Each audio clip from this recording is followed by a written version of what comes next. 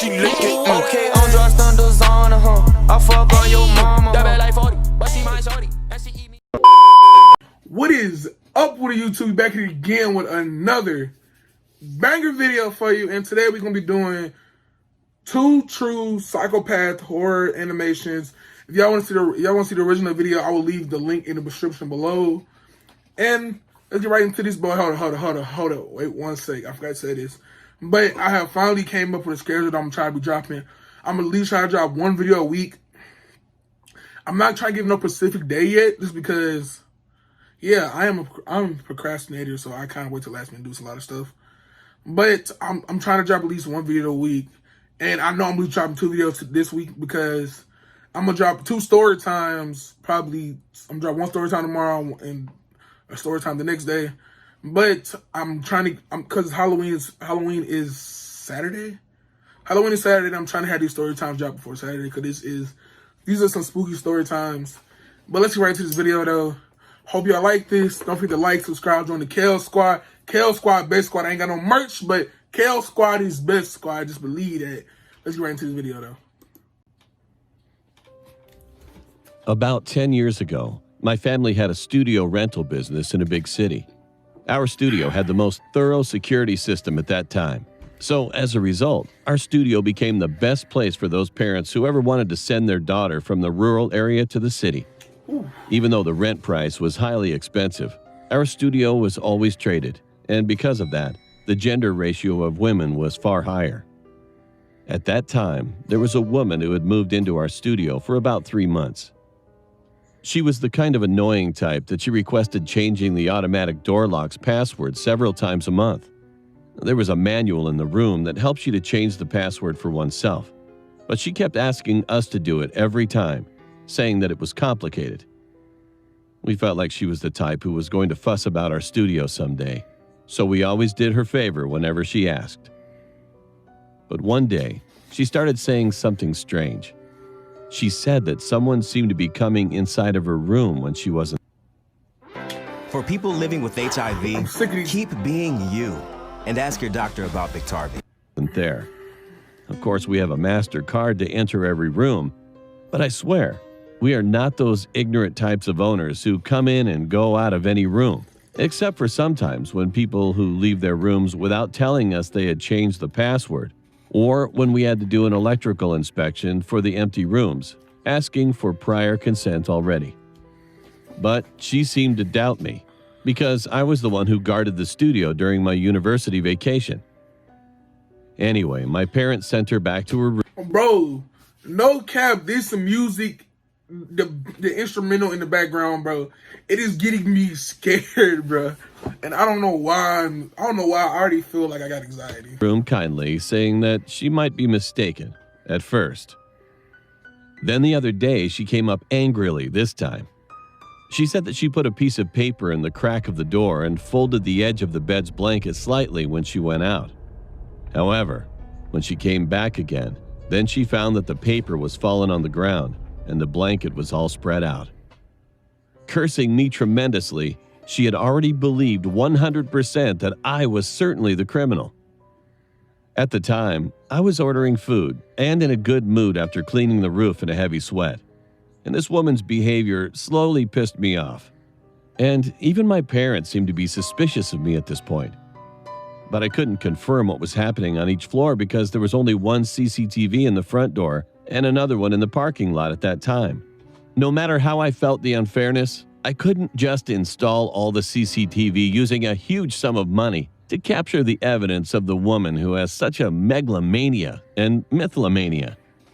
So I put a digital camera that had very low resolution at that time in a beverage box and put it in a hallway where she was living. I had to go down every 2 hours and empty the memory, and I finally ended up thinking that I wouldn't be able to do this anymore after about 3 days. On the 4th day, the incident happened. That day, the police knocked on our door first. Following them, when I looked inside the woman's room, I could see the pearl-like eyeshadow was spread on every side of the walls. It turned out that the woman had coated the doorknob with cosmetics when she went down to her hometown for a few days, hoping the criminal to leave a trace when he broke into her room.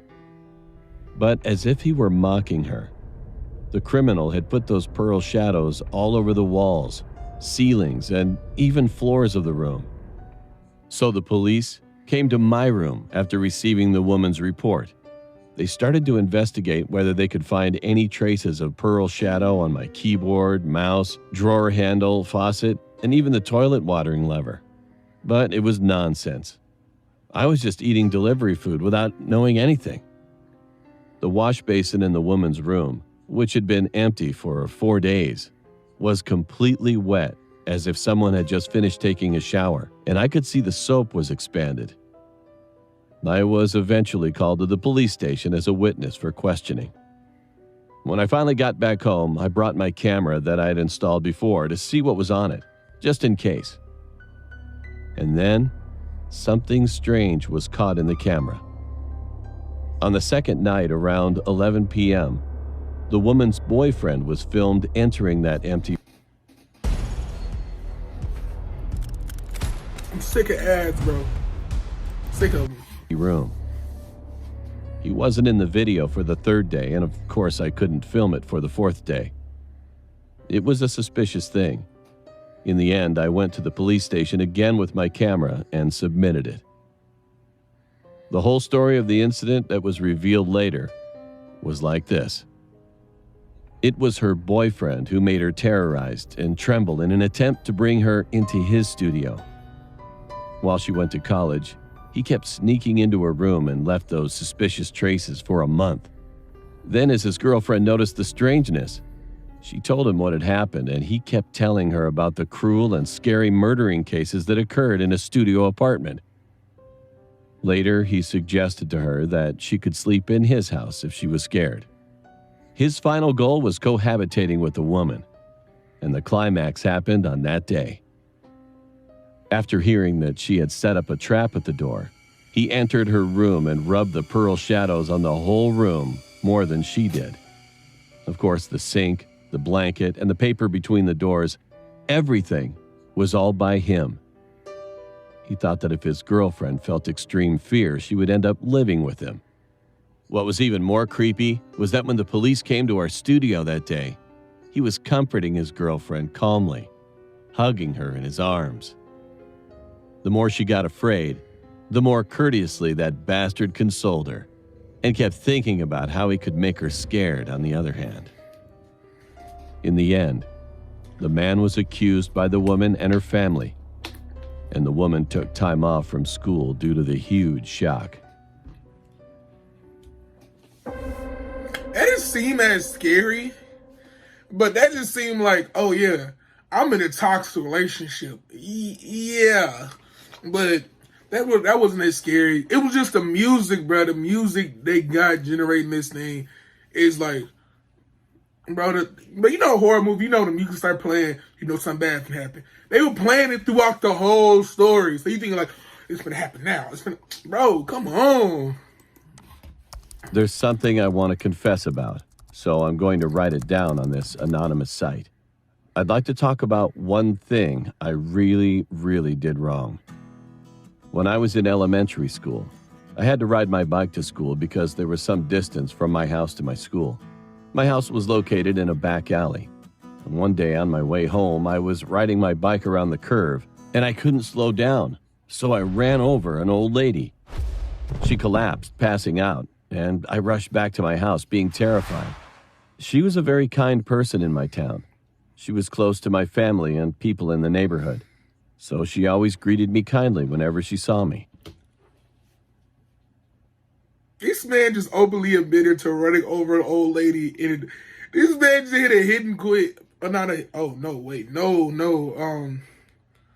it called? You hit somebody and run? A hit and run, something like that? Bro, but dang. How would an old lady and just leave her? Back then, the CCTVs weren't installed around on the streets, so no matter what happened in the alley, there was no way to find out who did it. And the next day, a handwritten poster was attached to the alley wall. "We're finding a witness. My grandmother had an accident. We don't want to believe it, but if the criminal is one of our neighbors, please confess. We don't want strong punishment either. We just want to resolve the injustice." It was written something like this. If I gave you $25,000 today, bro, I'm sick of this. Pay 2 years off your mortgage. Come on. She returned home shortly after being treated for a concussion, and after that, her health began to deteriorate rapidly because she was quite an old lady. I was afraid that I'd be revealed that I did it, but she didn't seem to remember the incident. Or was she just pretending that she couldn't remember? Anyway, she was always spending time in the same place, enjoying the wind or the sun, and I had to avoid that place where she was. I shouldn't say it like this, but fortunately, I wasn't caught. As time went by, my guilt gradually became dull, and I was living without much thought of it. When I was in high school, she had dementia. And one other day, I was passing by the alley, and I met the old lady again. I greeted her unconsciously. I'm not sure if she had a clear mind or not, but anyway, she smiled at me and said like this, "Oh, hello. So you don't ride your bike anymore?" The cold sweat soaked my back in a brief moment. Without answering, I just ran away, and time passed. The old lady passed away after I became an adult, and there's still the guilt in the corner of my heart.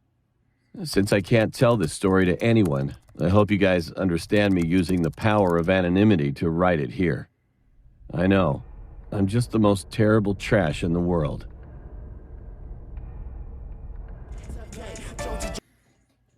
Okay, that's the end of the video. I hope y'all liked it. But before we end this, how was he considered a psychopath? What? Bro, just the fact that this dude hit an old lady. Bro, but dang, you don't ride your bike anymore? Nah. But I'll see y'all when I see y'all. I'd like to see y'all in the next video. Don't forget to hit that like button. Don't forget to join the gang, Kale Squad, Best Squad. Hit the subscribe button. Hit the notification bell too, because YouTube will bury my video just because I'm not that big yet. And my videos most likely get straight buried. They will never pop up on your stuff at all. But I will see y'all when I see y'all. I'd like to see y'all in the next video. Kale is out of here. Been on my grind since youngin' was 9. Chasing the bag like all the time. Shawty, she bad, yes, she fine. Look at the sky and I wish it was mine.